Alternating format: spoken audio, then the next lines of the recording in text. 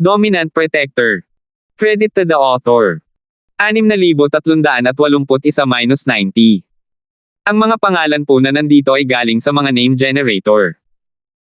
Kung meron man pagkakatulad sa mga pangalan ng tao o lugar at pangyayari, ito ay tunay na hindi sinasadya. Ha!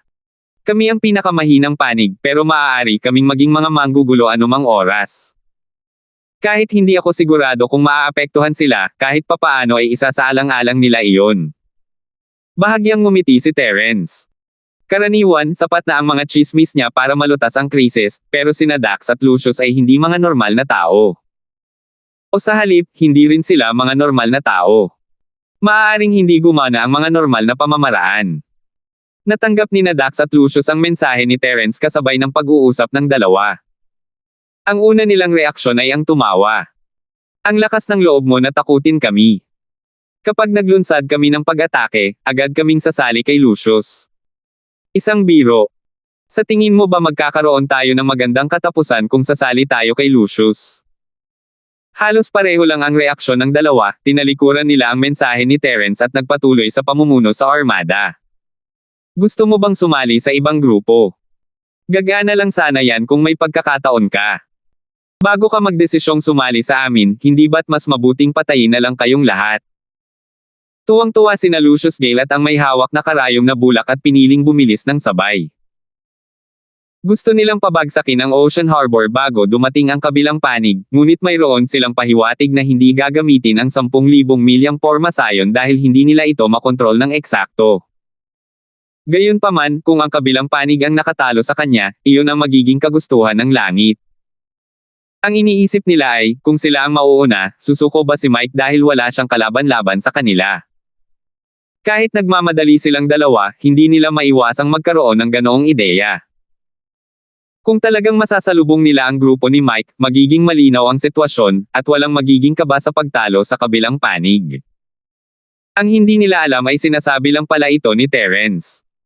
Gusto niyang ipakita ang kanyang kahinaan, akitin ang kalaban, makinabang sa magkabilang panig, at panoorin ang laban ng mga Tigers. Hindi ito ang kanyang tunay na layunin. Ang lahat ng malalaking barkong pandigma ay tinipon sa daungan upang tumulong sa depensa, at ang 3 sinaunang barkong pandigma ay handa nang umalis.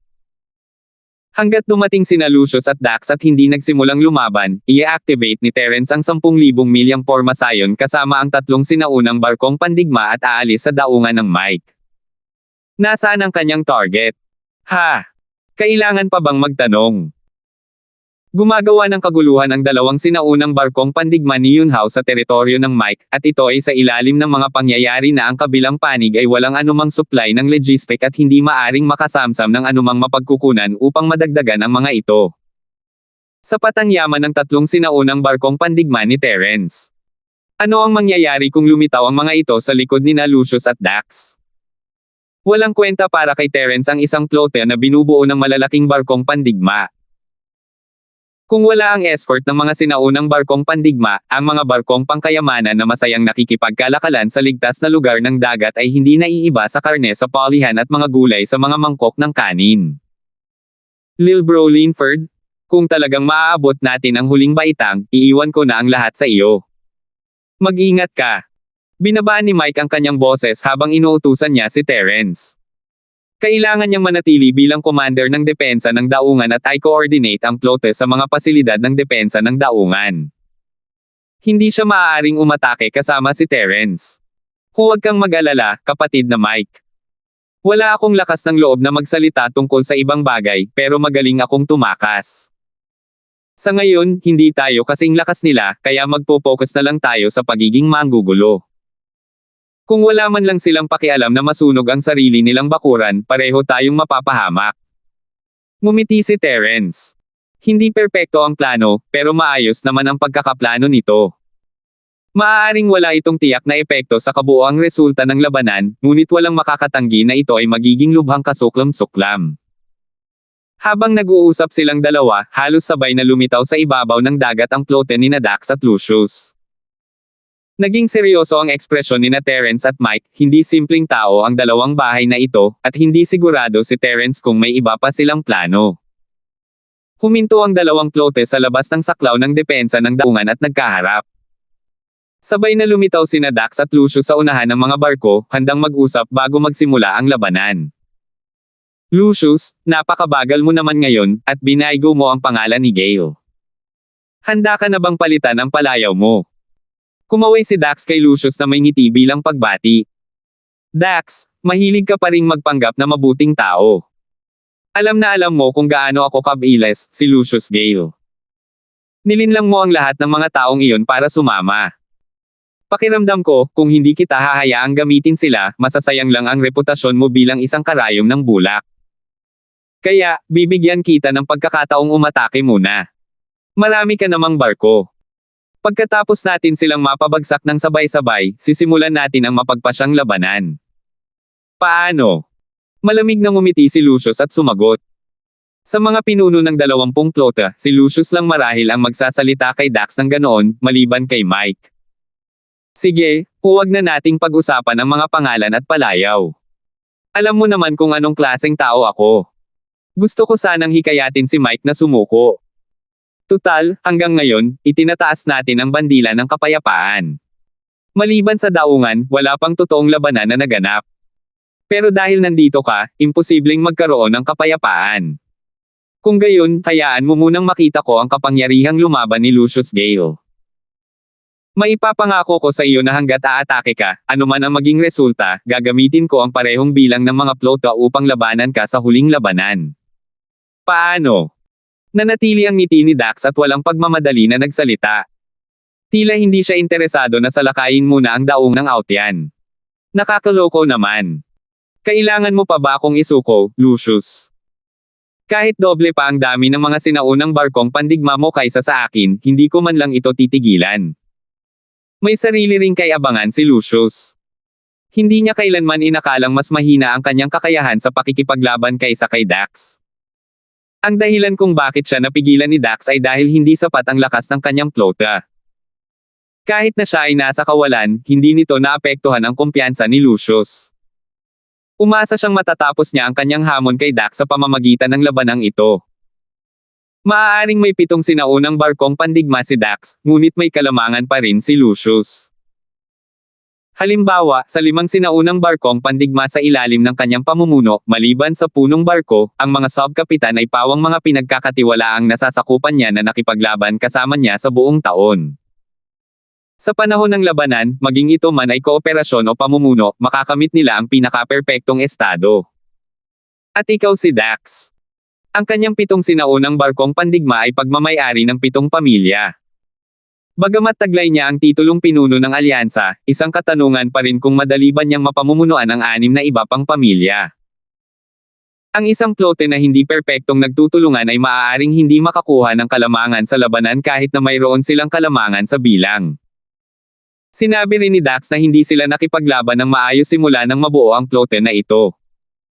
Ang flote ni Lucius ay nakipaglaban hanggang dito at umunlad hanggang dito.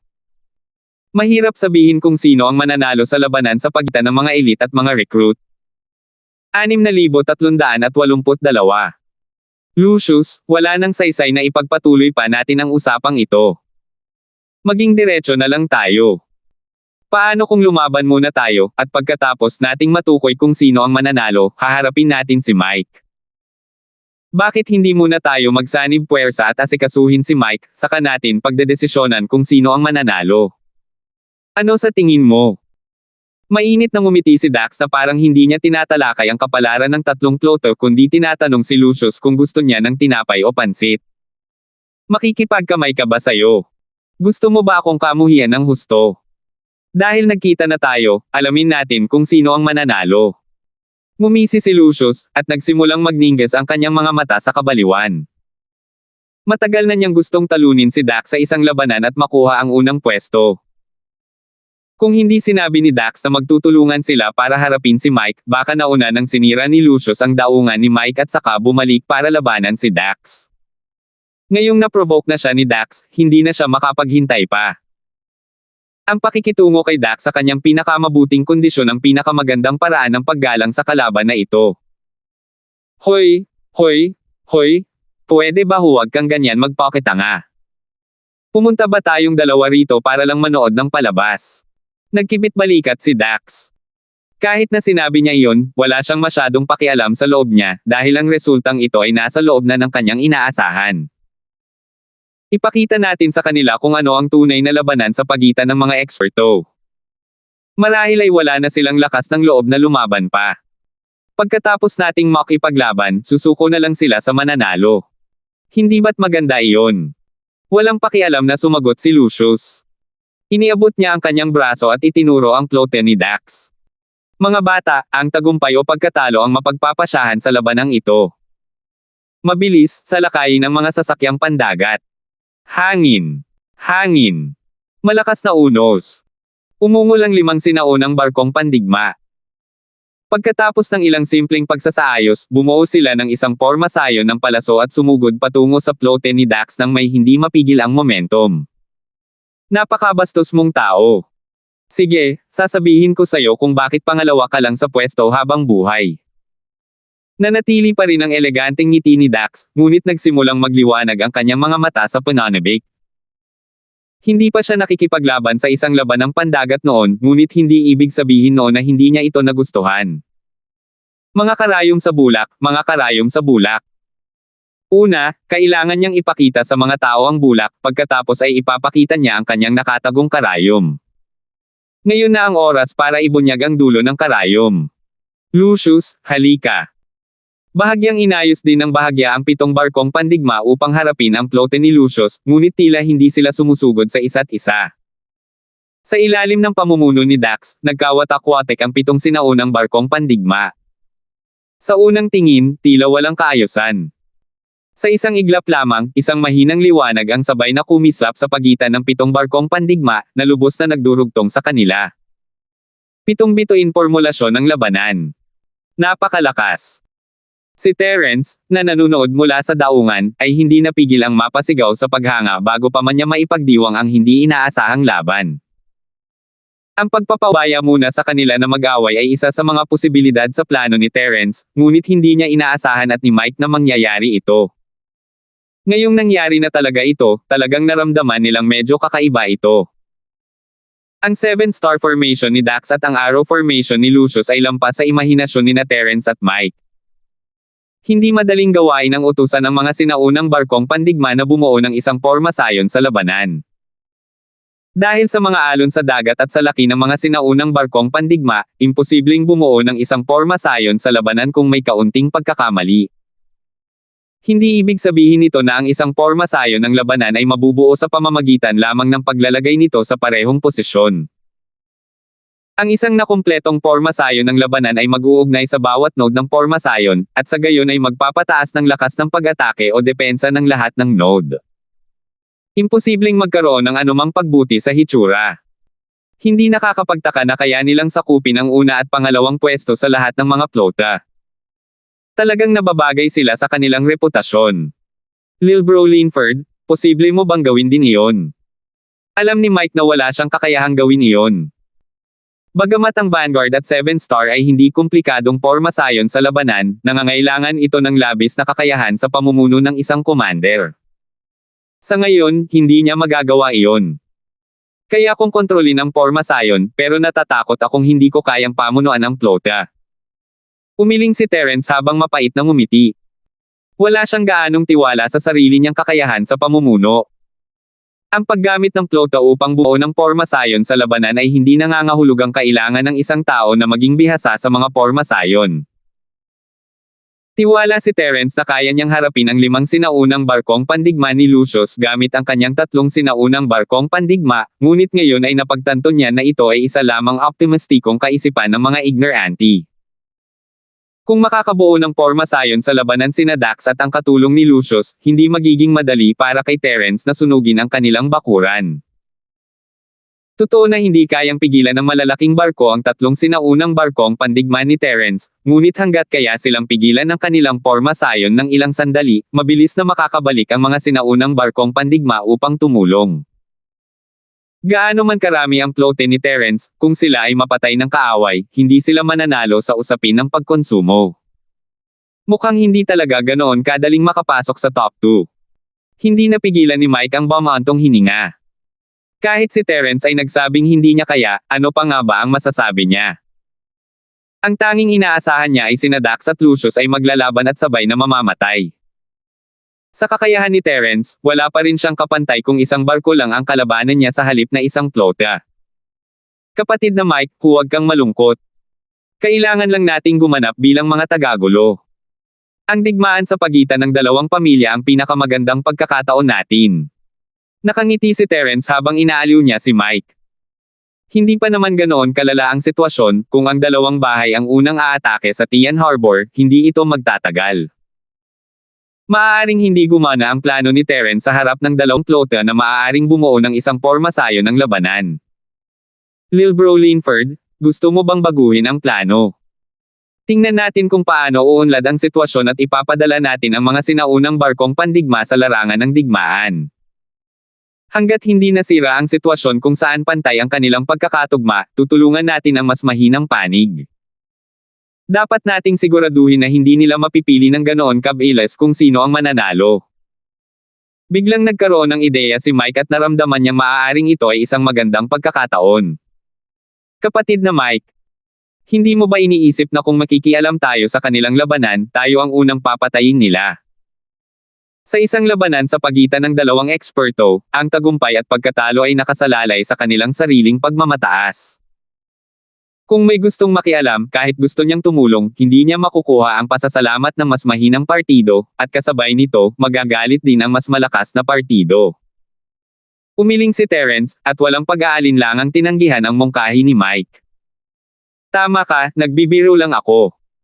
Bahagyang natigilan si Mike pagkatapos ay bumaantong hininga siya ng may kalungkutan. Isa nga itong desperadong sitwasyon. Kapatid na Mike, wala na tayong magagawa ngayon. Maghintay na lang tayo at tingnan. Hindi imposibleng sumali sa sinaunang barkong pandigma, pero kailangan nating mahanap ang tamang oras at patayin sila sa isang atake lang. Kahit papaano, dapat nating patayin ang isang panig para hindi sila magkaroon ng pagkakataong magsanib puwersa. Kumaway si Terence, kalmado ang mukha. Anumang desisyon na gagawin niya ngayon ay may hindi inaasahang kahihinatnan. Ang paghihintay ang pinakaligtas na paraan. 6,383. Habang nag-uusap silang dalawa, ang sinaunang flote ng mga barkong pandigma ni Lucius ay bumangga sa 7-star battle formation ni Dax. Isang nakasisilaw na liwanag ang sumilay sa pagitan ng dalawang flota. Biglang bumilis ang tibok ng puso ni Terence. Karaniwan, ang mga sinaunang barkong pandigma ay ginagamit para sa mga malayuang pag-atake. Gumamit siya ng malapitang labanan para makakuha ng ilang resulta, ngunit sinamantala ni Yunhao ang pagkakataon at muntik na siyang mapatay. Hindi niya inaasahan na si Lucius ay isang lalaking mahilig makipag-away pagkatapos niyang makalapit sa kanya. Halos kapareho niya ito. Kasabay nito ay umatras ang 7-star battle formation ni Dax, hinaranggan ang mga atake ng Arrow battle formation habang pinapahina ang malakas na impact. Hanggat hindi kayang basagin ng atake ng Arrow battle formation ang 7-star battle formation, kapag gumanti siya ng atake, mababaligtad ang sitwasyon, at hindi naman kalabisan kung sasabihing sigurado na ang tagumpay. Naunawaan din ito ni Lucius. Hindi niya kailanman minamaliit si Dax, ngunit sa pagkakataong ito, pakiramdam niya ay mas malaking banta si Dax. Akala niya ay magkakamali si Dax kapag pinamumunuan ang 6 na iba pang flota, ngunit hindi niya inaasahan na magiging ganoon sila katugma para hindi sila maging mas mababa sa sarili niyang flota. Dax, isa ka ngang mabigat na kalaban ko. Mas interesante yan. Madidismaya ako kung magugunaw yan sa isang tama lang. Hindi namamalayang din nilaan ni Lucius ang kanyang mga labi, at lalong lumakas ang pagkauhaw sa dugo sa kanyang mga mata. Mga anak ko. Formularyo ng pakpak ng paniki. Gale. Hangin. Hangin. Malakas na unos. Muling narinig ang parehong mga ungol, at biglang nagbago ang pormasayo ng mga palaso. Bahagyang nagbago ang posisyon ng 5 sinaunang barkong pandigma, at ang mahinang liwanag sa pagitan ng mga barkong pandigma ay bumuo ng isang pares ng malabong pakpak ng paniki. Ang pormasayo ng palaso na sumusulong ng may matinding kalooban ay bahagyang nanginig at agad na humiwalay sa nagtatanggol na patong ng pormasayo ng 7 bituin. Mahina itong gumuhit ng arko sa hangin at nakarating sa kabilang panig ng pormasayo ng 7 bituin na parang isang multo. Kamangha-mangha. Nabigla na naman si Terence. Hindi niya akalain na kayang baguhin ng isang flote sa dagat ang porma sayo ng ganoon kadali. Mapa commander man o tagapagpatupad, lahat sila ay kahanga-hanga. Dahil dito, naramdaman niyang sulit ang biyaheng ito. Sa kabilang banda, ngumiti si Dax at tumango. Tulad ng inaasahan kay Lucius. Ang galing niya talaga. Napakagandang transposisyon. Ang porma sayo ng labanan ng pitong bituin ay hindi purong porma sayo ng pagtatanggol, ngunit kung nais ng isang tao na atakihin ang kahinaan nito mula sa labas, maliban kung mapalibutan nila ito ng mas nakahihigit na puwersa at atakihin ito ng mabangis, wala talagang pagkakataon na harapin ang kahinaan nito. Napakabilis na ng porma sayo ng pakpak ni Lucius para sa paniki, ngunit mas mabilis pa ang pagbabago ng porma sayo ni Dax. Pagdating niya sa itinakdang posisyon, nahaharap pa rin siya sa isang puntong hindi niya kayang tawirin. Nakakatuwa. Dax, sa tingin mo ba talaga ay hindi ko kayang pasukin itong punto mo? Hindi mo ba ako masyadong minamaliit? Lalong nasa sabik si Lucius. Ang 5 barkong pandigma ay nasa maayos na hangin. Hangin. Hangin. Muling binago ng flote ni Lucius ang kanilang porma sayon. Parang mga ngipin ng lagari ang lahat ng barkong pandigma, nagpapalitan ng pag-atake sa puntong iyon. Ito ay isang pag-atake na mas malakas kaysa sa pagsalakay ng isang palaso. Ang tanging disbentaha ay maaari lamang itong gamitin agad-agad, at imposibleng gamitin ito para sumulong. Ginamit din ni Lucius ang porma sayo ng Starfall. Hindi sabay-sabay na inilunsad ng 5 sinaunang barkong pandigma ang kanilang mga pag-atake. Sa halip, sunod-sunod nilang inatake ang iisang lugar. Hindi sila kasing bilis ni Terence sa usapin ng bilis, ngunit mayroon silang kalamangan sa dami. 5 barko ang sunod-sunod na na-activate, at ang Starlight ay bumagsak ng paisa-isa, katulad ng estilo ni Terence. Ha. Lucius, ginagamit mo ang porma sayo ng Starfall laban sa porma sayo ng 7 stars. Sa tingin mo ba talaga ay palabas lang yan? Tumawa ng malakas si Dax, at biglang lumiwanag ang liwanag sa 7 barkong pandigma. Na-drawing ang liwanag ng mga bituin sa kalangitan, at mahigit kalahati nito ang talagang na-drawing. Ipaglaban ng Starlight ng Falling Star Formation. Hindi napigilan ni Terence at Mike ang mapasigaw ng sabay. Ganito ba magagamit ang Starfall Formation? Sandaling gustong lumabas ni Terence at subukan. Dahil kontrolado niya ang Falling Star Formation, kaya ba niyang labanan ang 7-star Battle Formation? Hindi na sayang ang kompetisyon sa pagkakataong ito. Kahit na matulungan niya si Mike na makuha ang pwestong gusto niya, kahit papaano ay ang paraan ng pakikipaglaban sa mga labanan sa hukbong dagat ay nagparamdam sa kanya na hindi na sayang ang paglalakbay na ito. Ang porma sayo ng 7 bituin sa ilalim ng kontrol ni Dax ay sabay na nagpagana sa porma sayo ng Starfall. Sinakop nila ang hindi bababa sa 80% ng Starlight sa kalangitan, at ang natitirang 20% ay iniwan kay Lucius upang gamitin. Hindi sila gaanong nagdulot ng panganib. Magkalat. Inutusan ni Lucius ang porma sayo na maghiwalay ng walang pag-aalinlangan. Mabilis na kumalat ang 5 sinaunang barkong pandigma at pinalibutan ang porma sayo ng 7 bituin na labanan. Sabay-sabay na pinaandar ng 7 sinaunang barkong pandigma ang Falling Star Formation. Hindi may kikaila ang lakas ng formation. Hanggat nataman sila, maaaring mawalan agad ng mahigit kalahati ng puwersa ang flote ni Lucius. Gayunpaman, matapos silang kumalat, kahit wala silang suporta mula sa porma sayo ng labanan, ang mga target ay nagkalat at lumiit. Mas mahirap kontrolin ang pababang porma sayo ng bituin na sama-samang inilunsad. Kung nais ng isang tao na tamaan ng anumang sinaunang barkong pandigma, maaari lamang silang umasa sa swerte. Marahil kung aatake si Terence, maaaring magkaroon sila ng pagkakataong tamaan siya, ngunit wala si Terence sa pangkat ni Dax. Kahit na mas mahusay sila sa pagkontrol sa porma sayo ng Starfall kaysa sa mga normal na tao, hindi sila maihahambing kay Terence. Bumagsak ang napakakapal na Starlight, ngunit isang malaking alon lamang ang nalikha nito. Hindi man lang nito nahawakan ang gilid ng isang sinaunang barkong pandigma. Natural na natawa si Lucius sa katumpakan nito. Tutal, ang Falling Star Formation ni Lucius ay palaging nakakarating sa 7 Stars Battle Formation. Hindi siya kailanman pamalya. Ito ang dahilan kung bakit mas magaling siya kaysa kay Dax. Isang mahinang ngiti ang biglang sumilay sa nakamamatay na mukha ni Lucius. Mas magaling ako rito kaysa kay Dax, di ba? Sige.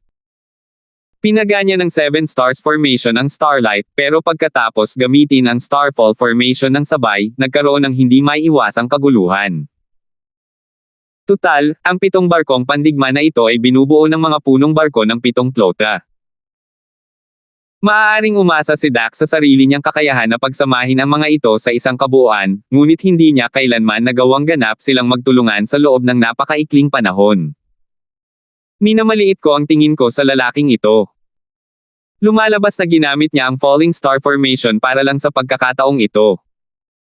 Gaya ng inaasahan kay Lucius. Nakakatakot ang battle instinct niya. Tila walang masyadong pakialam si Dax. Nagkaroon pa siya ng pagkakataong ngumiti at umiling sa paghanga. Ang 5 sinaunang barkong pandigma na umiikot sa pormasayo ng 7 bituin ay naghihintay sa depektong ay dudulot ng kaguluhan. Hangin. Hangin. Ang 5 sinaunang barkong pandigma ay parang mga piting na naamoy dugo.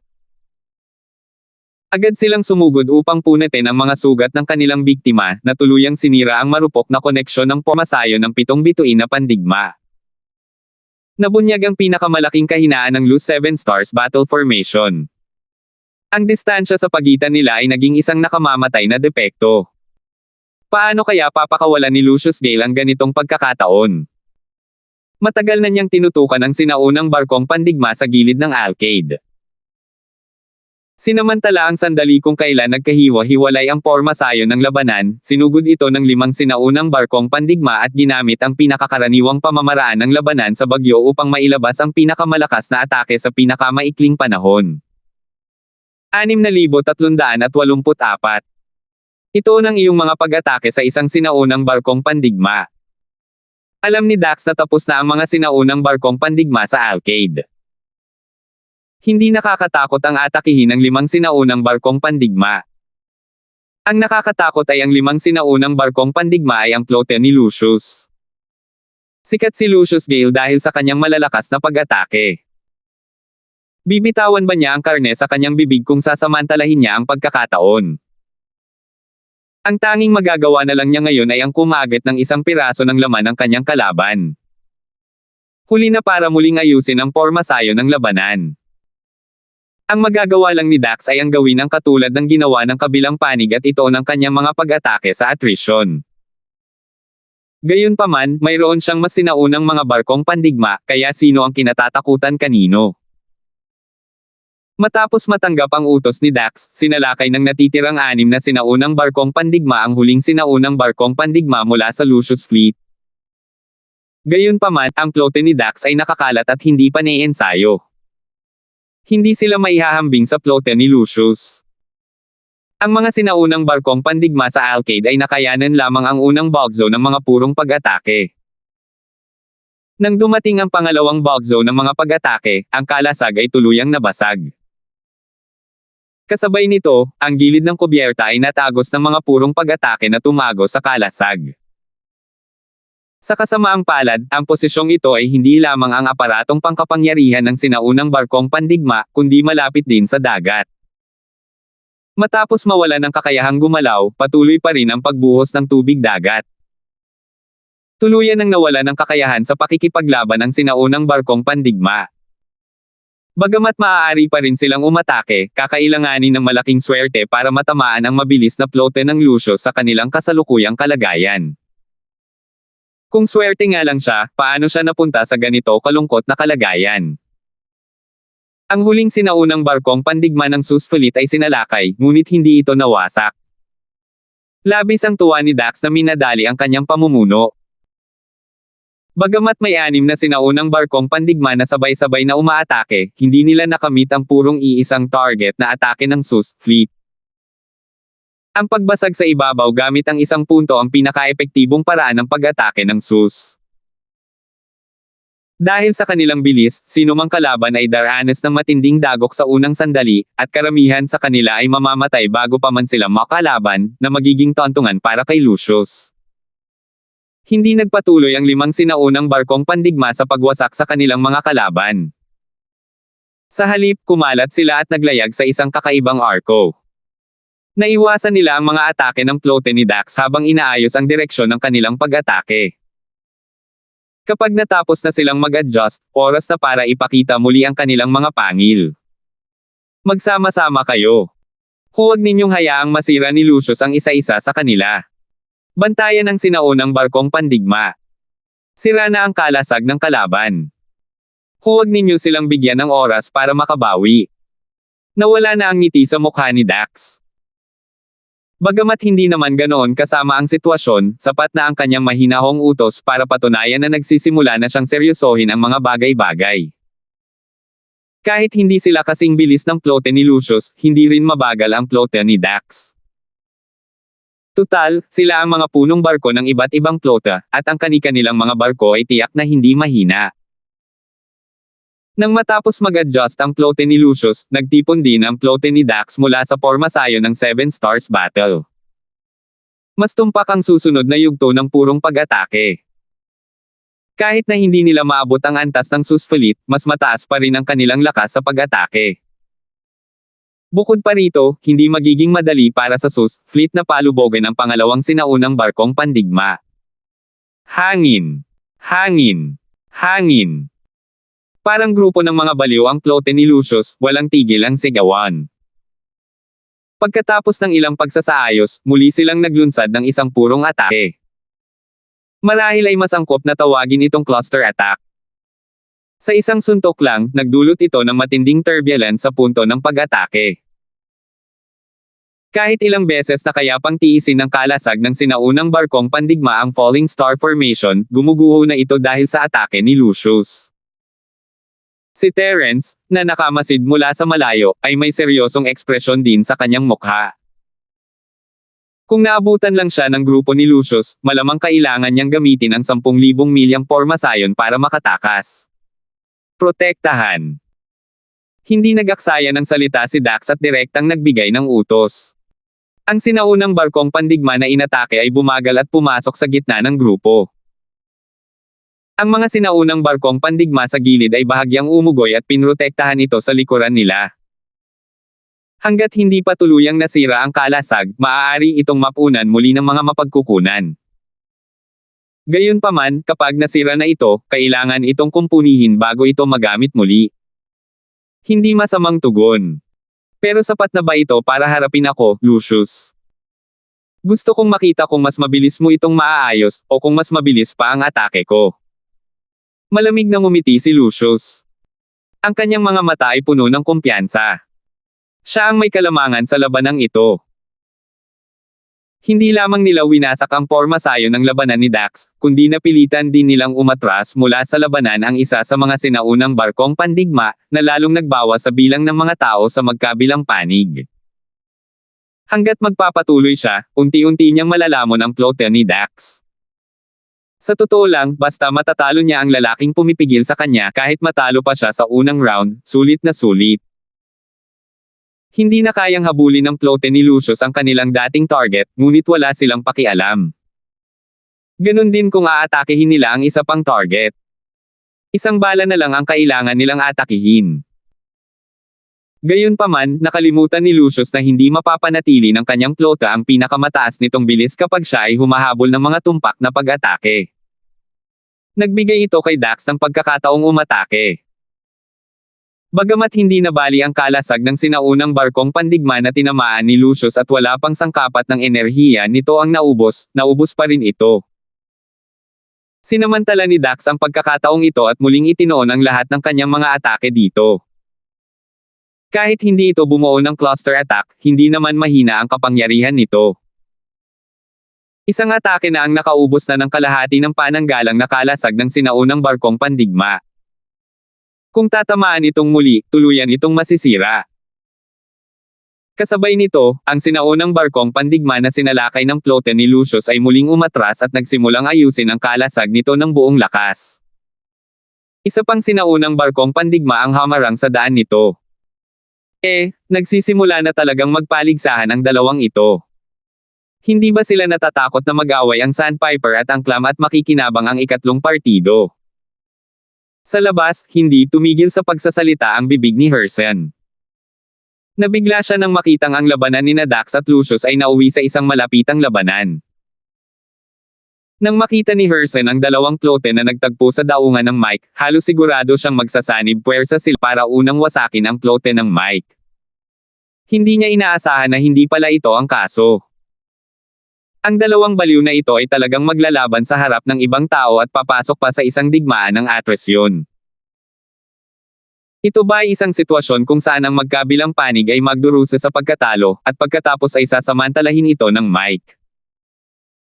O inisip ba nila na kahit masira ang kanilang plota, madali pa rin nilang masusupol ang Mike? Kung talagang naisip nila iyon, magugulat sila. Si Hersen, na nanunood sa buong labanan mula sa labas, ay alam ang kalamangan ng panig ni Mike. Pagdating sa labanan ng grupo, koordinasyon, at mga porma sayon sa labanan, walang-wala si Mike. Sa ngayon, sa totoong mundo, isa lamang sinaunang barkong pandigma at ilang mahahalagang barko ang mayroon si Mike. Paano niya nalaman ang mga bagay na iyon? Kahit kaunti lang ang alam niya, hindi niya malalaman kung paano gamitin iyon. 6,385. Gayunpaman, pagdating sa mga individual na barkong pandigma, hindi inisip ni Hersen na kayang talunin ni Dax o Lucius, o kahit silang dalawa ng magkasama, ang plote ng Mike. Mga mapagmalaking lalaki, lahat kayo ay naghahanap ng kamatayan. Hindi ba ninyo alam na hindi kayo mamamatay kung hindi kayo kikilos ng mayabang? Pagkatapos natin sa ating plote, titingnan natin kung paano kayo haharapin ni Mike. Ay yaya, akala ko tatagal ng 1 taon ang kompetisyon. Hindi ko inaasahan na matatapos ito ng ganito kabilis. Hindi talaga ito kasiya siya. Bulong ni Hersen sa sarili, habang umiiling. Nakaramdam siya ng sayang at walang nakikinig sa kanyang pagsusuri. Kung hindi unang naglaban sina Dax at Lucius, malamang na nauwi sana sa isang pagkapatas ang labanan. Tiyak na mangyayari iyon kung itinagal pa nila ito hanggang sa matapos ang oras. Nakita ng malinaw ni Hersen ang mga galaw ni Mike at Terence, at alam niya ang plano ng dalawang ito. Hindi masamang estratehiya ang pagpasok sa likuran ng kalaban at pagdulot ng gulo. Bukod pa rito, dahil ang batang henyo sa pagkontrol ng dalawang porma sayon ang nangunguna, mahihirapan sina Dax o Lucius na mahuli siya. Hindi magiging mahirap ipagpaliban ang labanan hanggang sa matapos. Nakakalungkot, dalawang baliw ang piniling lumaban sa isang digmaan ng atresyon. Walang nakakaalam kung paano siya napunta sa una at pangalawa sa 20 plote. Walang ideya sina Dax at Lucius kung gaano kagalit si Hao. Ang alam lang nila ay ibinigay na nila ang lahat, at hindi mahalaga kung manalo o matalo sila. Pagkatapos ng mahabang labanan, halos pareho lang ang natalo sa magkabilang panig. Tuwang-tuwa si Dax na nawalan siya ng 4 na sinaunang barkong pandigma. Bagamat isa lamang ang lumubog, ang 3 pa ay halos nawalan na ng kanilang kakayahang makipaglaban at maaari na lamang maging mga manunood. Hindi rin mas maganda ang kinalabasan ni Lucius. 3 sinaunang barkong pandigma ang nawalan sa kanya. Bukod sa unang barko, halos ipinagpalit na lang nila ni Dax ang isang barko para sa isa pa. Pareho lang sila ng antas, at walang sino man ang nakakuha ng kalamangan. Gayunpaman, habang lumiliit ang kanilang bilang, unti-unting nakakakuha ng kalamangan ang Dax. Una, mayroon pa rin silang kalamangan sa bilang. Pangalawa, matapos mawala ang 4 na sinaunang barkong pandigma, mas tumpak na naipakita ang kakayahan ni Dax sa pag-utos. Sa paglipas ng panahon, ang mga pagkakamaling dulot ng mahinang koordinasyon ay unti-unting nawawala. Ang kalamangan sa pagitan ni Dax at Lucius ay unti-unting bumabalik, at ang sitwasyon ay natural na pabor kay Dax. Higit sa lahat, 2 sinaunang barkong pandigma na lang ang natitira kay Lucius. Mabilis na bumababa ang lakas ng cluster attack, at lalong nagiging mahirap na basagin ang kalasag. Kung hindi dahil sa bentahe niya sa bilis, napigilan na sana siya at hindi na makakalaban. Lucius, bakit hindi na lang tayo tumigil dito ngayon? Kung magpapatuloy ito, pareho tayong maghihirap. Sa tingin mo ba mas maganda kung mamamatay kasama ko at hahayaan ang isang maliit na manlalaro sa pinakamababang ranggo ang manalo? Labis na naiinis si Dax. Pakiramdam niya ay medyo nababaliw na siya matapos ang ganitong laban. Bakit niya kailangang pukawin ang isang baliw na tulad ni Lucius? Kung hindi siya nakamit ang kalamangan, hindi sana sumuko si Dax. Ngunit ngayong nasa kanya na ang kalamangan, nangangahulugan ito na mayroon siyang kapangyarihang pumili. Hindi iisipin ng mga tao na natatakot si Dax, sa halip ay pupurihin nila siya dahil sa pagiging mulat sa pangkalahatang sitwasyon. Sugatan ba ang magkabilang panig? Hindi pa rin sigurado kung sino ang matatalo at kung sino ang masasaktan. Sa tingin mo ba talaga ay matatalo mo ako? Tumanggi si Lucius na sumuko. Gayunpaman, medyo nanghina siya sa harap ng malalaking pagkalugi, ngunit matatag pa rin siyang nagsalita. Kung matatalo nila si Dax, ayos lang sana. Hindi mahalaga kung lalaban sila hanggang kamatayan. Pero ang problema ay kung lalaban sila hanggang kamatayan, panalo lang ni Dax iyon.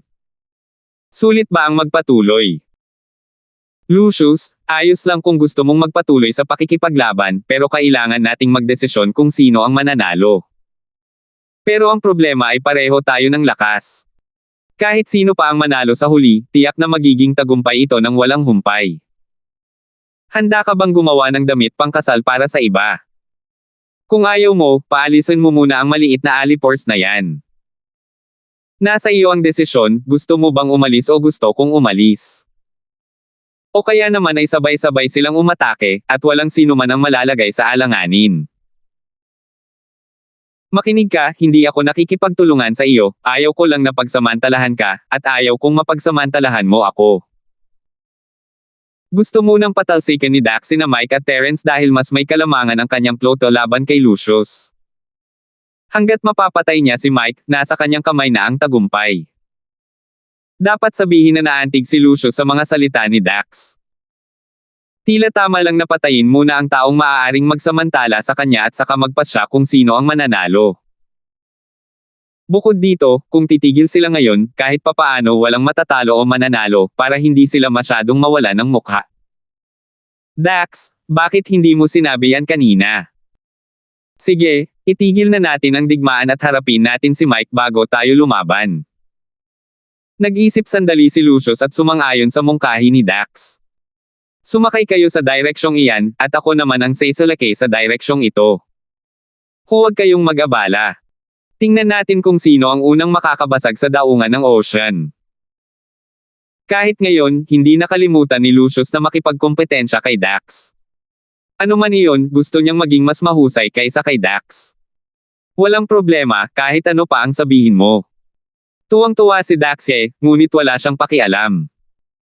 Kung handa si Lucius na gawin ang lahat para salakayin ang daungan, responsibilidad niya iyon. Mas makakabuti pa kung mawalan siya ng isa pang sinaunang barkong pandigma. Kung hindi dahil sa takot niyang hindi makapasok sa daungan ng Mike ang natitirang dalawang sinaunang barkong pandigma ni Lucius, tatabi na lang sana si Dax at manunood ng palabas. Sa ngayon, nagpapanggap lang siya at umaakit ng kaunting lakas para kay Lucius. Lil Bro Linford, bakit tumigil sa pag-aaway ang dalawang to? Kung magpapatuloy ito, wala na tayong magagawa, at maglalaro sila hanggang mamatay. Napuno ng panghihinayang ang mukha ni Mike. Hindi madaling makakita ng labanan sa dagat sa ganitong antas, ngunit sayang at hindi niya nakita ang huling resulta. Kung makakalaban nilang dalawa hanggang dulo, hindi lang ito magiging isang piging para sa mga mata, kundi magbibigay din ito ng tunay na benepisyo sa daungan ng Outyan. Kailangan mo pa bang itanong? Mukhang malaki ang natatanggap nilang pagkalugi, at kung magpapatuloy ito, malaki ang makukuha natin. Para matapos na ang posibilidad na ito, kailangan muna nila tayong patayin. Bahagyang ngumiti si Terence, nanunuya ang tono. Dati, pakiramdam nila ay kahit ano pa ang maging resulta, magkakaroon sila ng sapat na kapangyarihan para supulan tayo. Nakakalungkot na pare-pareho lang ang kanilang lakas, at bawat isa sa kanila ay may kanya-kanyang kalakasan at kahinaan. Sa huli, ganito lang sila lumalaban. Kung hindi tayo lalaban, wala tayong pagkakataon. May natitira pa silang 5 sinaunang barkong pandigma. Mahaharap ba natin sila? Hindi sana nagkaroon ng ganoong pagdududa si Mike bago niya nakita ang laban ni Dax at Lucius, ngunit matapos masaksihan ang isang tunay na labanan ng koponan, wala na siyang ganoong kumpiyansa. Huwag kang mag-alala, tiyak na hindi makikipagtulungan ang 5 sinaunang barkong pandigma. Natatandaan mo pa ba kung paano tayo nagsimula? Nagliwanag ang mga mata ni Terence nang lumitaw ang isang mapang uyam ng ngiti sa kanyang mukha. 6,386. Hihiwalayin mo sila isa-isa. Nagliwanag ang mga mata ni Mike. Hanggat hindi sabay na umaatake sina Dax at Lucius, ang pagpuksa sa kanila ng paisa-isa ang magiging espesyalidad ni Terence. Isa sa kanila ay mayroon lamang 3 sinaunang barkong pandigma, habang ang isa naman ay 2 lamang. Kayang hawakan ng depensa ng daungan ang 3 sa mga ito. Bukod pa rito, mayroon silang 3 sinaunang barkong pandigma at isang malaking barkong pandigma upang suportahan ang mga ito. Kahit sa ibabaw pa lang, mayroon silang lubos na kalamangan. Tama. Kahit hindi sila lumaban hanggang dulo, sapat na para sa atin ang kasalukuyang sitwasyon. Hanggat kaya natin silang patayin sa isang iglap, magagawa nating manalo sa kompetisyon. Naikuyom ni Terence ang kanyang kamao. Kinailangan niyang aminin na malakas ang plote ni Dax at Lucius, ngunit siya na ang may kalamangan ngayon. Magaling. Kuya Linford, pipigilan kita Daxie. Kunin mo muna ang sinaunang plote ng mga barkong pandigma at patayin si Lucius. Agad na nagdesisyon si Mike. Mula sa kanyang pananaw, mas malakas ang atake ni Lucius, ngunit mas mahina ang kanyang depensa. Dahil mayroon lamang 2 sinaunang barkong pandigma, dapat ay mabilis na mapapatay ni Terence si Lucius kung aatake siya ng buong lakas. Kapag tumalikod sila at pinag-ipunan ang kanilang nakahihigit na puwersa para patayin si Dax, magiging masaya ang katapusan. Gayunpaman, tinanggihan ni Terence ang ideya. Hindi. Kapatid na Mike, ikaw ang mangguna sa malaking plote ng mga barkong pandigma upang ipagtanggol ang daungan laban kay Lucius. Mayroon lamang silang 2 sinaunang barkong pandigma, at malakas sila sa pag-atake ngunit mahina sa depensa. Magkakaroon ka ng kalamangan. Ako muna ang haharap kay Dax. Makikipag-ayos ka ba kay Daxie? Hindi ba't mas mahirap siyang pakisamahan? Bahagyang nagulat si Mike. Kung ikukumpara kay Lucius, ang plote ni Dax ay malinaw na mas malakas sa depensa. Isa pa, ang kalaban ay may 3 sinaunang barkong pandigma, at gayon din ang panig ni Terence. Wala silang kalamangan sa bilang, at hindi madaling talunin sila sa maikling panahon. Naramdaman ni Mike na medyo kulang ang plano ni Terence, ngunit nagtiwala siya kay Terence dahil sa nakagawian. Hindi siya nakipagtalo at sinunod ang plano.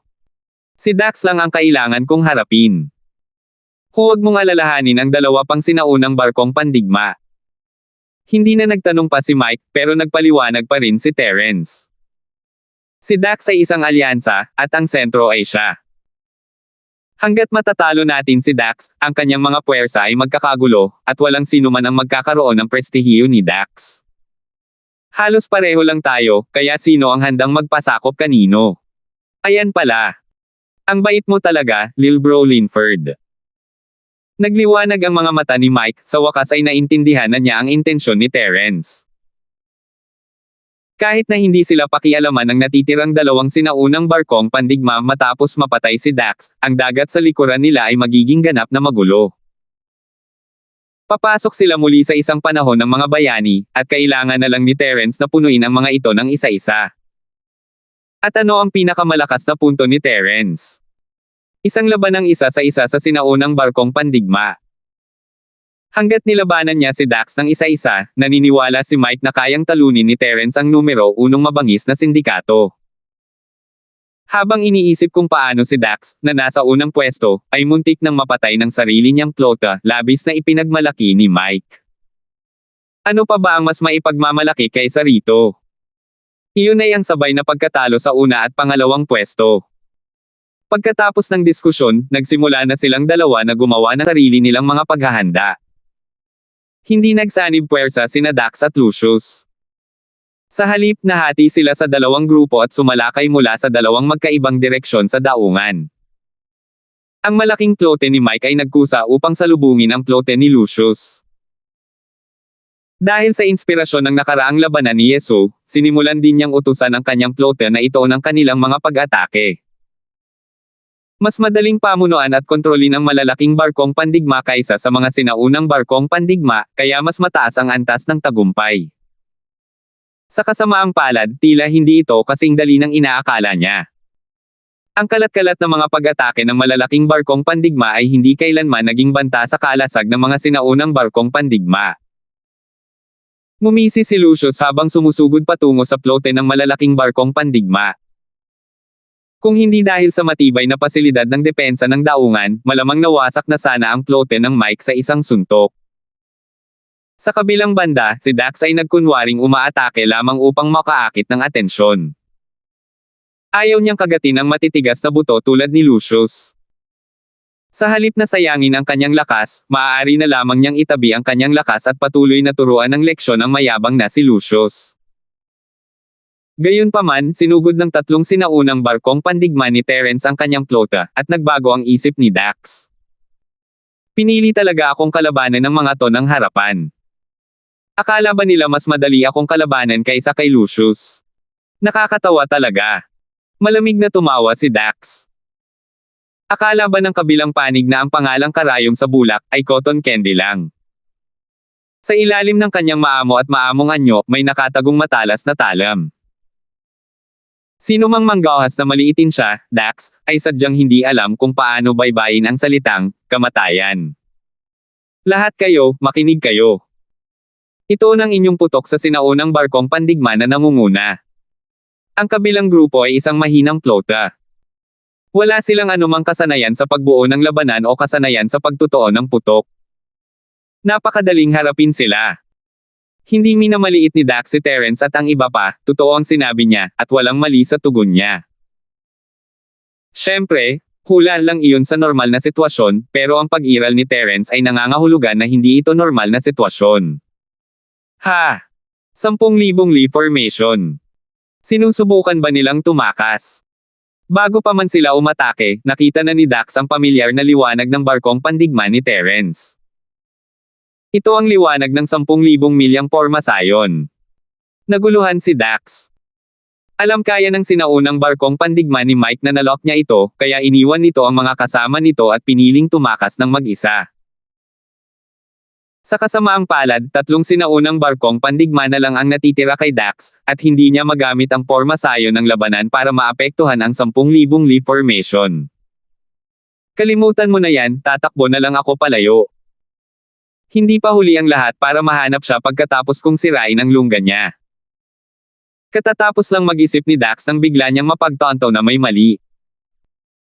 Ang sinaunang barkong pandigma na gumamit ng 10,000 milyang pormasayon ay lumitaw sa likod ng kanyang punong barko. Sa likod niya.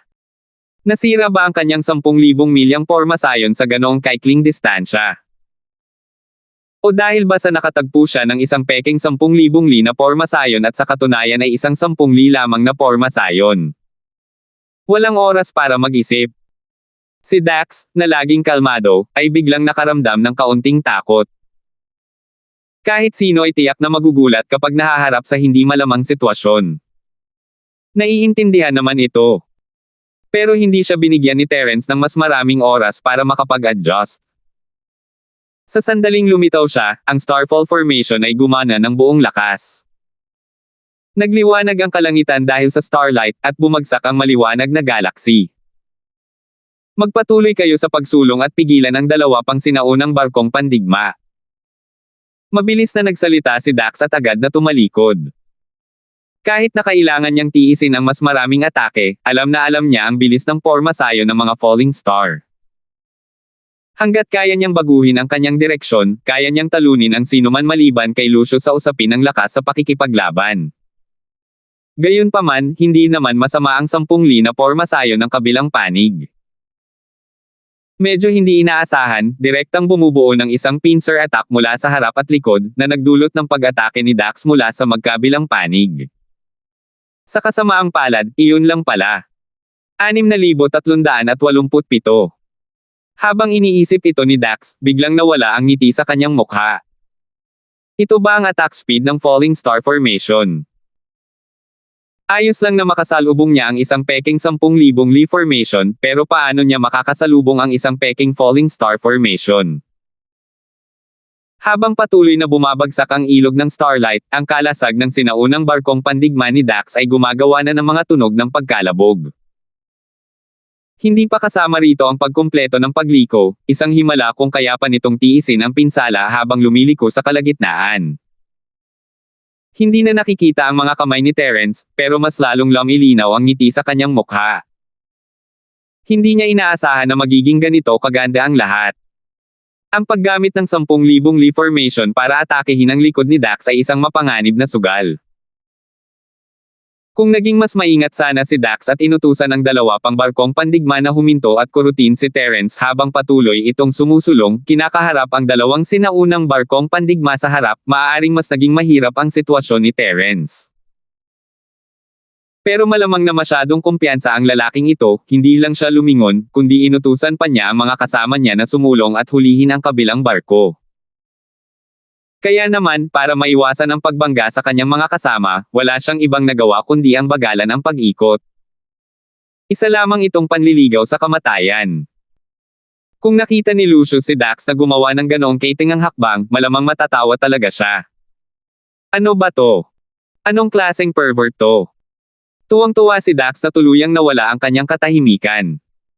Sa wakas ay naunawaan na niya kung bakit si Mike, na nasa pinakamababang ranggo, ay biglang naging isa sa 3 malalaking puwersa. Dahil sa kanyang henyo na kayang kontrolin ang 2 malalaking pormasayon, kung hindi pa rin siya maaring maging isa sa 3 pangunahing puwersa, maaari siyang direktang tumalon sa dagat para pakainin ang mga isda. Kung may ganitong katalinuhan si Dax, malamang ay nalipol na niya ang plote ni Lucius at pinangibabawan ang mundo. Hindi sana siya napunta sa ganitong kalagayan. Hindi, huli na ang lahat. Hindi tatagal ang pananggalang na kalasag hanggat hindi natatapos ang turno. Ay activate ang 10,000 Lee Formation at agad na umalis sa larangan ng digmaan. Isang pambihirang bahid ng takot ang lumitaw sa mukha ni Dax, ngunit wala na siyang ibang pagpipilian. Kailangan niyang agad na lumabas sa saklaw ng pag-atake ng kalaban. Bilang pinuno ng alyansa ng 7 flota, napakalinaw ni Dax tungkol sa kanyang kahalagahan. Kapag nawasak ang kanyang punong barko, malamang na agad na magugunaw ang alyansa. Kung tungkol naman sa mga pinagkakatiwalaang katulong na iniwan niya, wala silang sapat na prestihiyo para pumalit sa kanya. Sa huli, si Lucius lang ang masisira sa kanila, hindi, malamang si Mike ang masisira sa kanila. Nang mga sandaling iyon, labis na natuwa si Dax nang matuklasan na ang plote ng Mike ay mas mapanganib kaysa kay Lucius. Kahit hindi magaling sa team combat ang plote ni Mike, dahil may eksperto silang kayang magsagawa ng operasyon ng pagpugot ng ulo anumang oras, tiyak na mas magaling sila kaysa kay Lucius. Buhayin ang 10,000 milyang pormasayon. Noon pa man ay lubos na nasisiyahan si Dax na may isang taong agad na susunod sa utos pagkatapos itong matanggap. Ngunit ngayon, pakiramdam niya ay malayo pa ito sapat.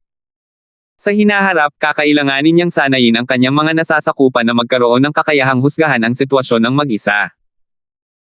Kapag may nakita silang mali, kailangan nilang ihanda ang lahat ng posibleng hakbang ng maaga. Hindi maganda. Naantala ang 10,000 Lee Formation. Narinig ang mga boses ng pagkataranta. Kahit ang mga sinanay at pinagkakatiwalaang aide ni Dax ay alam na hindi maganda ang sitwasyon. Malapit nang matanggal ang unang ranggo na flota.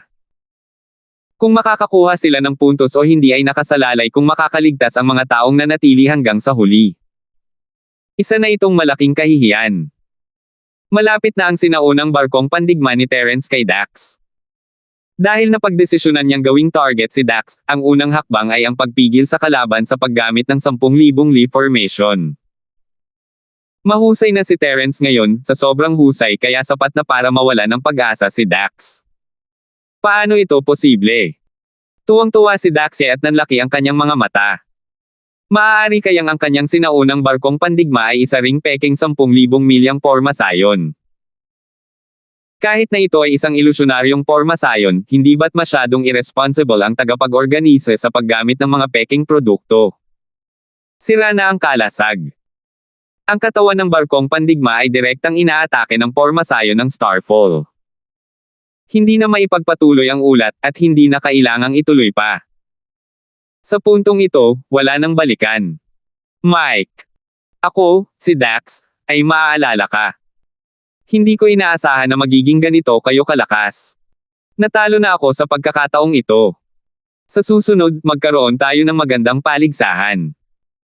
Bago pa man masira ang sinaunang barkong pandigma, sa wakas ay nakabawi na si Dax sa kanyang karaniwang katahimikan at tinapos ang kanyang pangungusap ng may ngiti habang ang apoy ay pumailan lang sa kalangitan.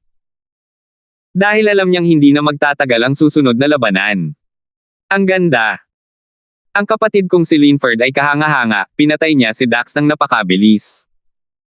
Si Otiba, na kanina pa nakatuon sa labanan, ay hindi napigil ang magsaya.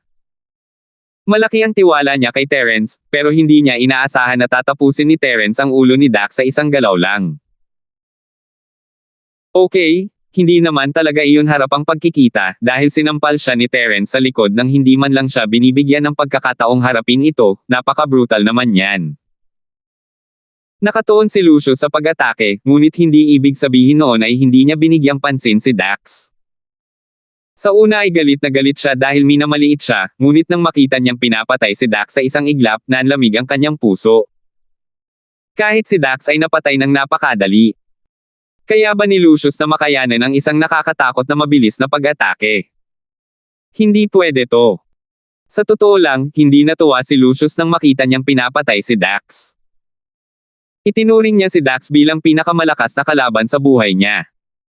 Natural lang, kailangan niyang patayin si Dax gamit ang sarili niyang mga kamay. At ngayon, pinatay siya ng isang taong walang kwenta. Ang pinakamahalaga ay kung gugustuhin ng walang pangalang taong iyon, buong-buo ang kanyang kumpiyansa na kaya niya itong patayin. Umatras. Gamitin agad ang 10,000 Lee formation para umatras. Si Lucius ay isang determinadong tao, at hindi siya tinawag na Gale ng walang dahilan. Agad siyang nagdesisyong umatras nang mapagtanto niyang labis na minamaliit ang lakas ng kalaban. Habang nakapalibot pa rin ang nakakatakot na sinaunang barkong pandigma ng kabilang panig sa dalawang sinaunang barkong pandigma ni Dax, kinailangan niyang umalis agad sa lugar na ito. Kung hindi, kapag lumingon ang lalaking iyon, imposibleng umalis siya kahit gustuhin pa niya. Kinailangan niyang aminin na mabilis ang desisyon ni Lucius. Pero mas mabilis pa si Terence. Matapos kumpirmahin na nawasak na niya ang sinaunang barkong pandigma ni Dax, inactivate niya ang 10,000 milyang pormasayon at direktang nag-teleport kay Lucius. Papatayin niya si Dax at guguluhin ang kanyang alyansa, pagkatapos ay papatayin niya si Lucius at wawasakin ang kanyang flota. Ito ang planong matagal na niyang ginawa. Kung ikukumpara sa maluwag na alyansa ni Dax, mas mahirap kalabanan ang paksayon ni Lucius. Bagamat si Lucius lamang ang pinuno, wala nang ibang boses sa loob ng kanyang teritoryo. Lahat ng pinuno ay kanyang mga pinagkakatiwalaang katulong. Kahit na maalis si Lucius, mapapanatili pa rin ang kanyang mga nasasakupan ang kanilang kapangyarihan. Kaya pagkatapos mapatay si Dax, ang plano ni Terence para kay Lucius ay lipulin ang flota ng kalaban. Ano? Sumuko na talaga ang lalaking iyon sa pakikipag-ugnayan sa grupo ni Dax at pumunta para atakihin ako. Hindi makapaniwala si Lucius habang pinapanood niya ang sinaunang barkong pandigma sa di kalayuan na dumarating sa likuran ng kanyang flota na may kasamang kislap ng liwanag. 6,388. Kahit gaano pa kabilis ang hangin, hindi pa rin ito kasing bilis ng kidlat. Ipapakita sana ni Terence kay Lucius kung ano ang kidlat. Walang duda, ang 10,000 milyang pormasayon na kaka-activate lang ay naantala nilang dalawa. Si Terence ay lalong nagiging bihasa sa pagpalo ng mga ladrilyo mula sa likuran. Ang ilog ng starlight mula sa pormasayon ng Starfall ay patuloy na bumabagsak, at si Lucius ay nagsisimulang magduda sa kanyang buhay. Hindi naman siguro nanloloko ang lalaking ito, di ba? May butas siguro itong illusion array disk na ito, di ba? Kung hindi, paano magkakaroon ng ganito kabilis na dalas ng pag-atake ng Falling Star Formation? Maaari kayang peke ang Falling Star Formation na nakita ko, o kaya naman ay peke talaga ang ginamit ko. Kahit gaano pa siya kainahinala, hindi mahanap ni Lucius ang sagot dito. Sinundan ng kanyang sinaunang barkong pandigma ang mga yapik ni Dax at tuluyang nawasak ng falling star formation ng kabilang partido. Hangin. Hangin. Malakas na unos. Kahit bago pa man ito masira, malakas at malinaw pa rin ang islogan ng sinaunang barkong pandigma. Maging si Terence ay hindi maiwasang maantig sa diwa ng pakikipaglaban ni Lucius, at may bahid ng paggalang na lumago sa kanyang puso. Tila sina Dax at Lucius ang magiging pinakamahalagang tao sa mga susunod na laban. Nakita ng isa pang sinaunang barkong pandigma sa flote ni Lucius ang pagkawasak ng punong barko ni Lucius at sumuko na sa pagtakas. Inatake nito ang sinaunang barkong pandigma ni Terence ng buong lakas. Kahit alam nilang wala ng pagkakataong manalo, gusto pa rin nilang ipaghiganti ang kanilang pinuno. Kinatatakutan ni Terence na baka ang lalaking ito ay magwasak sa sarili tulad ni Yunhao, kaya nang dumating siya, sinabihan niya ang flote ni Mike na umatras at gamitin ang depensa ng daungan upang supulan ang kalaban. Gayunpaman, ang sinaunang barkong pandigma ay walang anumang balak na sirain ang sarili, dahil hindi nito inaasahan o sadyang wala itong pakialam na gawin ito.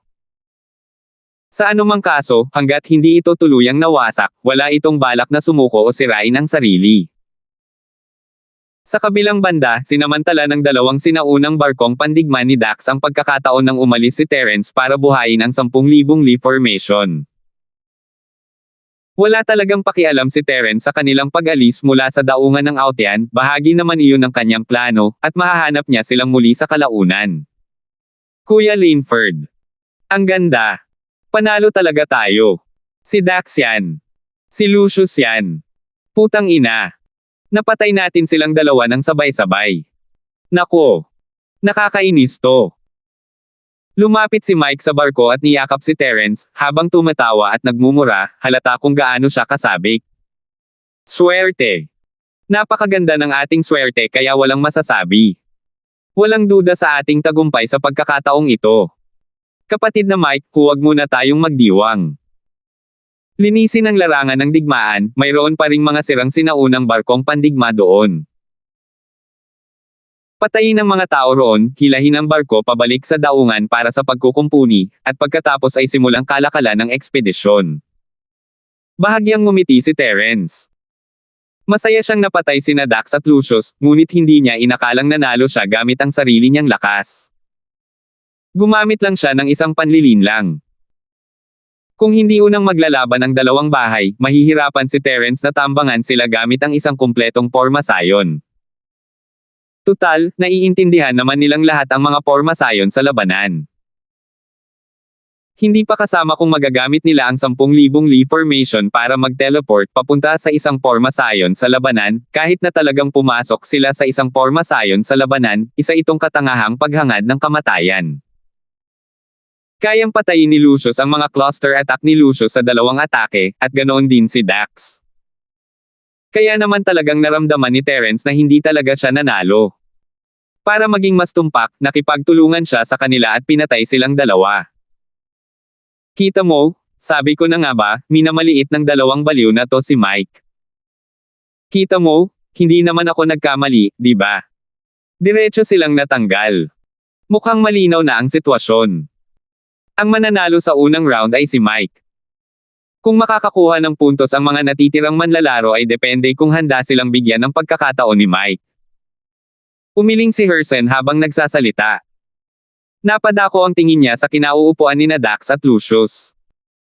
Nagising na silang dalawa mula sa ilusyon, ngunit hindi naman ganoon kasama ang kanilang mga ekspresyon. Hindi naman masama, hindi sila masyadong naapektuhan, at maayos naman ang kanilang mga puso. Talagang mga talento sila. Kung hindi nila minamali si Mike, tiyak na silang dalawa ang mananalo sa kompetisyong ito. Sayang at ang Disruptor ang kinoronahan bilang hari, pero hindi natin alam kung makakakuha sila ng puntos. Habang bumubulong si Hao, patuloy na lumipas ang oras sa pormasayon ng ilusyon. Sina Terence at Mike ay nag-organisa ng isang bagong armada at nagsimulang sumalakay kahit saan. Ngayong sila na ang pinakamalakas at wala ng kalaban, madali nilang napanalunan ang lahat ng tagumpay sa kanilang paglalakbay. Dahil alam nilang wala silang kalaban-laban, karamihan sa mga natitirang flota ay piniling makipagtulungan. Sa madaling salita, sumuko sila. Gayunpaman, gusto ng lahat na mamukhaan, kaya mas maganda ang pakinggan ng kooperasyon. Ang mga handang makipagtulungan ay ibibigay ang kanilang mga barkong pandigma sa Mike, at itatago lamang nila ang kanilang mga pinahahalagahang barko. Pagkatapos, malaya silang makakapagkalakal sa loob ng sakop ng impluwensya ng Mike. Kung gaano karaming mga espesyal na produkto at pondo ang makukuha nila ay depende sa kanilang mga kakayahan. Para naman sa mga ayaw makipagtulungan, syempre, tuluyan na nilang aalisin ang mga ito para maiwasan ang paglitaw ng isang malaking problema tulad ni Yunhao. Sa huli, ang pangkat ni Dax na binubuo ng dalawang sinaunang barkong pandigma ay maingat na pumiling sumali sa alyansa ni Mike. Kahit na wala ang kanilang mga barkong pandigma, ipinagpalit nila ang mga ito para sa mas mahahalagang barko, kaya natural na makakakuha sila ng mas maraming puntos. Mabilis na lumipas ang isang taon sa ilusyonaryong Pormasayon. Nang matapos ito, nakuha na ni Mike ang lahat ng mga port at natural lang, nakolekta na niya ang lahat ng mga espesyal na produkto. Kung hindi niya alam na peke ang lahat ng ito, siguradong mag-aalangan talaga si Mike na umalis sa mundong ito. Sige, opisyal nang natapos ang unang round ng kompetisyon. Bagamat 4 na oras pa lang ang nakalipas sa labas, ang mga nagtiyaga hanggang dulo ay dumaan na sa 1 taon. Nagtrabaho kayo ng husto. Nanood ako mula simula hanggang katapusan at natuklasan ko ang maraming interesanteng bagay. Kung interesado ang lahat, makakausap ko sila ng maayos. Naku, kulang ang oras, di ba? Sige. Kung interesado ang sinuman, maaari kayong pumunta at makipag-usap sa akin ng pribado. Masaya akong ibahagi ang aking mga natuklasan sa lahat. Matapos ipaalala ng mga kawani ng asosasyon, ikinalulungkot ni Hersen na itinigil ang kanyang plano na magbigay ng mahabang talumpati. Hindi napigilan ng mga tao sa ibaba ang mapabuntong hininga sa ginhawa. Kung hahayaan lang talaga nilang magpatuloy ang matandang ito, alam na alam ng Diyos kung gaano katagal niya kayang magpatuloy. Hindi pa kasama rito ang mga nagpumilit sa ilusyonaryong hanay sa loob ng 1 taon, ang mga maagang natanggal ay nakaupo sa labas ng 2 hanggang 4 na oras. Bukod sa pakikinig sa kalokohan ni Hersen, halos 1 araw na rin silang nakaupo sa labas. Hoy, kulang na kulang ang oras. Wala tayong sapat na oras para sa ikalawang round ng kompetisyon ngayon. Bakit hindi ninyo pakinggan akong ibuod ang mga panalo at talo sa unang round? Makakabuti ito para sa lahat. Ang biglaang pagbabago ng paksa ni Hersen ay nagbigay sa lahat ng matinding takot. Magsasalita ba ang matandang ito buong gabi? 6,389.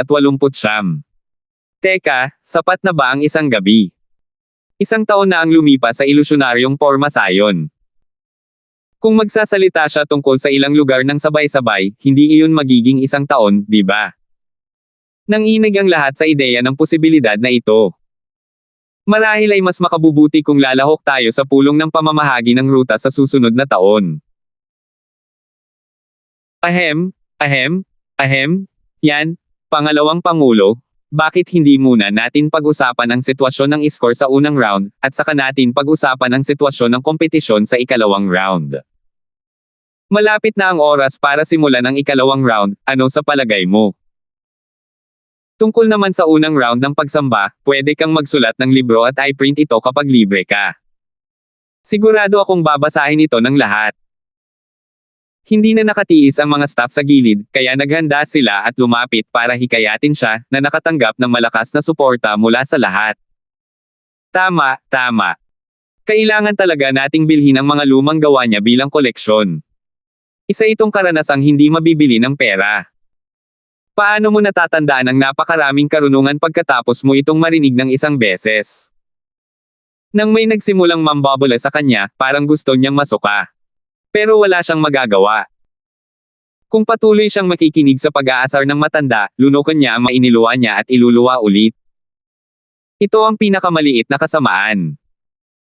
Matandang lalaki, bakit hindi ka sumulat ng buod ng mga natamo at nalugi pagkatapos ng komperensya? Matuto tayo mula sa magandang karanasan at sa mga kabiguan. Isa itong magandang bagay na makikinabang tayo sa hinaharap. Walang makakagawa nito kundi ang matandang lalaki. May mga taong naghahanda na para sa isang maulan na araw. Natatakot sila na baka hindi bitawan ni Herson ang pangalawa at pangatlong round kahit hindi niya sabihin sa kanila sa unang round, kaya mas mabuting hilingin na lang nila sa kanya na isulat ang lahat ng magkasama.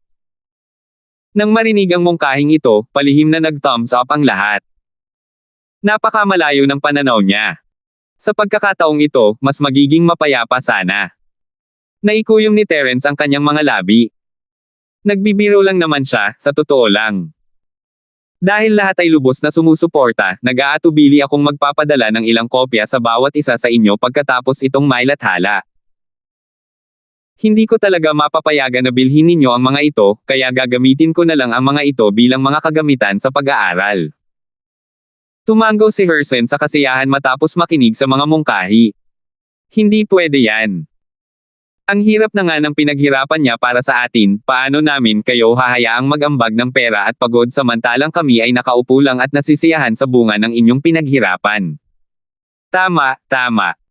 Paano kung ganito, sasagutin ng aming fleet ang lahat ng gastos sa pag-imprenta? Nandito na tayo. Sandali, nagkagulo ang mga tao. Kung tungkol naman sa kung gusto ba talaga nilang mag-ambag ng pera at trabaho, nasa sa lahat iyon. Pero, hindi lang nila binigyan ng pagkakataon si Herson na magsalita. Maya-maya, ang miyembro ng kawani na nakakumbinsi kay Herson noon ay nagsimulang ayanunsyo ang mga puntos para sa unang round. Ang buong score para sa unang round ay 10 puntos, at si Mike lang ang may buong score. Ang unang dalawang klote na sumunod sa kanya upang sakupin ang mundo ay nakakuha ng pangalawang pinakamataas na score, 8 puntos. Bukod doon, wala ni isa sa kanila ang may higit sa 5 puntos. Karamihan sa kanila ay nasa pagitan ng 3, 4, at 5 puntos. Mayroon ding ilan na pawang natanggal, ngunit lahat sila ay walang puntos. Sa itsura pa lang, mas malaki pa rin ang kalamangan ni Mike.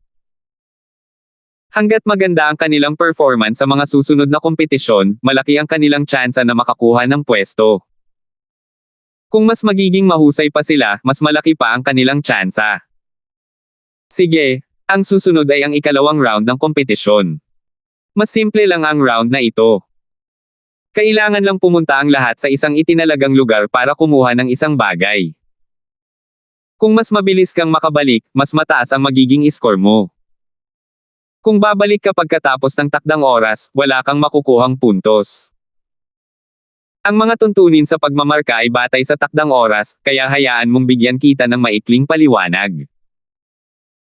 Sinamantala ni Herson ang pagkakataong muling lumabas, at ang mga manunood ay nasa estado ng pagdadalamati. Limitado lang ang oras. Simple lang ang paliwanag ko. Kung may hindi ka maintindihan, pwede mo akong tanungin anumang oras. Hindi nakalimutan ni Herson na magpaliwanag na parang nagsasabi siya ng totoo. Nagtaka ang mga tao kung talagang nagbago na ba ang matandang Panginoon. O dahil ba maglalathala siya ng libro, kaya nagsimulang mapunta ang isip niya roon. Sa kanila napagtanto na masyado pa rin silang inosente. Nakikipaglaro ba ako sa isang taong may karanasan na? Mas mabuting bumalik muna ako at kumain ng ilang mangkok ng kanin. Pagkatapos ng kalahating oras pa, nakangiting tanong ni Herson. Mayroon ka bang hindi maintindihan? Kung mayroon kang hindi maintindihan, huwag mag-atubiling magtanong. Huwag kang maging magalang, may kaugnayan ito sa pamamahagi ng ruta, hindi tayo maaaring maging pabaya. Sinalubong siya ng 200 malamig na mukha mula sa 20 pangkat sa ibaba ng entablado. Ayaw man lang magpakita ng peking ngiti sa matanda, dahil sa takot na mas lalo pa itong ma-excite kapag nakita niya ito. Sa katunayan, napakasimple lang ng ikalawang round. Maaari itong ibuod sa ilang pangungusap. Ang bawat flote ay magpapadala ng 5 tao upang kontrolin ang isang maliit na barko ng Swift at magtutungo sa isang islang walang nakatira. Makakahanap sila ng isang bagay na nakatago sa isla at babalik sa panimulang punto. Ang takdang oras ay 24 na oras, na 2 araw at 2 gabi. Ang mga bumalik sa unang 24 na oras ay makakakuha ng 10 pangunahing puntos, 1 hanggang 5 karagdagang puntos. Ang unang pwesto ay makakakuha ng 5 puntos, ang pangalawang pwesto ay 4 na puntos, ang pangatlo ay 3 puntos, ang pang-4 hanggang pang-5 ay 2 puntos, ang pang-6 hanggang pang-10 ay 1 puntos, at walang karagdagang puntos. Ang mga bumalik sa huling 24 na oras ay magkakaroon ng pangunahing score na 8 puntos nang walang karagdagang puntos. 2 puntos ang ibabawas sa huling 3, at 1 puntos ang ibabawas sa huling 4 hanggang 10. Ang mga puntos ay ibabawas lamang para sa mga bumalik sa huling 24 na oras. Kung lahat sila ay bumalik sa unang 24 na oras, wala nang magagawa pagkatapos noon. Parang ang daming patakaran, pero kailangan ba talagang pag-usapan ito ng 1 oras? Mag-abi na. Bakit hindi na lang natin ituloy ang ikalawang round ng kompetisyon pagkatapos ng madaling araw? Tumangala si Hersen sa langit. Pakiramdam niya ay hindi angkop na simulan ang kompetisyon sa gabi, kaya gusto niyang bumalik bukas. Agad na napukaw ang dating malamig at walang pakialam na mga mukha ng maraming kalahok. Kumukulo ang opinyon ng publiko, na nagsasabing dapat sana ay nagsimula ang kompetisyon sa ilalim ng ganitong kalupit na mga kondisyon, upang maipakita ang kanilang lakas, at iba pa. May mga taong nagsabi rin na ang madilim na gabi ang nagbibigay sa kanila ng itim na mga mata, kaya dapat nilang gamitin ang mga ito para mahanap ang liwanag at iba pa. Siyempre, ang taong nagsabi nito ay sinipa na mula sa likuran. May mga taong nagsabi rin na ang lahat ay isang taong maaaring kumita ng milyon-milyong espiritual na jade sa 1 minuto, at kung mas maaga silang natapos, mas maaga silang makakakuha ng mga espiritual na jade. Ang mga nagsabi nito ay hindi nakaligtas sa kapalaran ng tamaan sa likod. Sa anumang kaso, pareho ang kagustuhan ng lahat na simulan ang kompetisyon. Hindi pa katagalan ay dumilim ang langit. Maghintay ka hanggang bukas. Makikinig ka ba sa kwento ng matandang Panginoon hanggang madaling araw? Pakiusap, patawarin mo ang malaking lalaking ito. Sige, dahil sa tingin ng lahat ay nararapat na magsimula ngayon, magsimula na tayo. Pupunta kayo sa isang rehiyon ng karagatan na hindi pa nagagalugad. Lahat ay makakatanggap ng isang limitadong mapa ng dagat na gagabay sa inyo patungo sa islang iyon na walang nakatira. Tiyak na magkakaroon ng sea fog sa daan, at maaaring lumitaw ang mga halimaw sa dagat. Maaaring hindi tayo makahanap ng isla, at ang mga bagay sa isla ay napakahirap hanapin, kaya dapat mag-ingat ang lahat. 6,370. Kung hindi ka babalik sa loob ng 24 na oras, hahanapin namin ang lokasyon mo gamit ang positioning array sa maliit na rapid speed na barko. Hanggat buhay ka, tiyak na makakabalik ka. Kung patay ka na, hanggat nasa barko pa ang mga katawan mo, tiyak na ibabalik namin sila. Tila naisip ni Hersen na napakasimple lang ng paliwanag, kaya nagsimula siyang magpaliwanag pa. Ang gusto lang ng karamihan ay gawing bangkay si Hersen at ipadala siya sa desyertong isla sakay ng isang maliit at mabilis na barko para makapaghukay sila ng 3 talampakan, hindi, 300 talampakan sa lupa. Pagkatapos, ililibing niya siya ng malalim sa ilalim ng lupa. Walang pakialam si Hersen sa iniisip ng iba. Patuloy siyang nagdaldal ng walang pagmamadali, sinasadyang ikinababaliw sila. Nang sa wakas ay natapos na siya, baka sa mga mukha ng lahat ang kawalan ng pag-asa. Pakiramdam niya ay balewala lang ang hindi kilalang lugar sa dagat, ang makapal na ulap sa dagat, ang walang katapusang mga halimaw sa dagat, at ang nawawalang mga desyerto na isla. Dalian natin at simulan ang isang kahangahangang pakikipagsapalaran. Halika rito kayong lahat. Ang Dimensional Gateway na ito ay magdadala sa inyo sa isang dalampasigan. Mayroong 20 maliliit na barkong mabilis ang takbo sa dalampasigan, at maaari kayong pumili ng tig-isa. Ang mapa ng dagat ay nasa barko, makikita ito ng lahat kapag nakasakay na sila. Hindi na nakatiis ang mga staff kanina. Tahimik nilang binuksan ang channel ng transmisyon na matagal nang naitayo, indikasyon na maaari nang umalis ang lahat mula rito. Hindi napigilan ng lahat na palihim siyang bigyan ng thumbs up. May mga nagsabi pa nga na kung ang tapat na binata na ito ay matanggal sa trabaho ni Hersen dahil dito, tatanggapin nila siya. Dahil lang sa paulit-ulit niyang isinugol ang buhay niya para iligtas sila, kailangan niya silang suportahan habang buhay. Pumasok kayo sa transmission channel ayon sa pagkakasunod-sunod ng mga resulta sa unang round. Huwag magsiksikan at mag-away. Ang mga lalaban ay ire-record at papatawan ng parusa pagkatapos ng ikalawang round. Nakangiting tumayo ang tapat na binata sa harap ng portal at hiniling sa lahat na pumila bago umalis. Ang lalaking gusto lang siyang alagaan at suportahan habang buhay ay biglang nagbago ng isip. Ang ganitong klase ng tapat na binata ay mas mabuting nasa tabi ni Hersen. Kung sa ibang lugar, mas mabuting kalimutan na niya ito. Tuwang-tuwa si Mike. Hindi niya inaasahan na ang resulta ng unang round ay magbibigay sa kanya ng ganitong benepisyo. Ang unang makakapasok sa portal ang siyang unang pipili ng barko. Kahit papaano, masisiguro niya na hindi siya makakakuha ng anumang depektibong produkto na napakahalaga. May 5 tao, at bukod kay Terence at sa kanya, natural lang na kailangan ding kumuha ng pwesto sina Jinmo at ang kanyang disipulo. Hindi papayag si Natalie kung hindi, kaya isa lang sa kanyang mga pinagkakatiwalaang aide ang mapipili ni Mike na pinakapamilyar sa maliliit na express ship. Nang makita ang mayabang na tingin ni Mike, sina Dax, Lucius, Yunhao, at ang iba pa ay nakatitig sa kanya ng matalim. Siyempre, karamihan sa kanila ay nakatitig sa grupo ni Terence at Jinmo. Malamang lahat sila ay nagtataka kung sino ang taong naglalaro gamit ang Starfall formation na parang kidlat. Hindi pinansin ni Terence ang kanilang mga titig habang sinusundan niya si Mike papasok sa tunnel. Kumislap ang liwanag at anino sa harap ng kanilang mga mata, at ang grupo ay lumitaw sa isang liblib na dalampasigan. Hindi gaanong kalakihan ang dalampasigang ito, at ito ay lubhang nakatago. Napapaligiran ito ng mga pader ng bundok, at walang paraan para makapasok o makalabas. Kung nais pumunta rito, maaari lamang silang dumaan sa kasalukuyang hanay ng mga teleportasyon kung nais nilang tumawid sa mga bundok at bumaba sa lambak. Panglimang kapatid, pumili ka na ng pinakamahusay na maliit at mabilis na barko. Umaasa tayo rito para sa oras.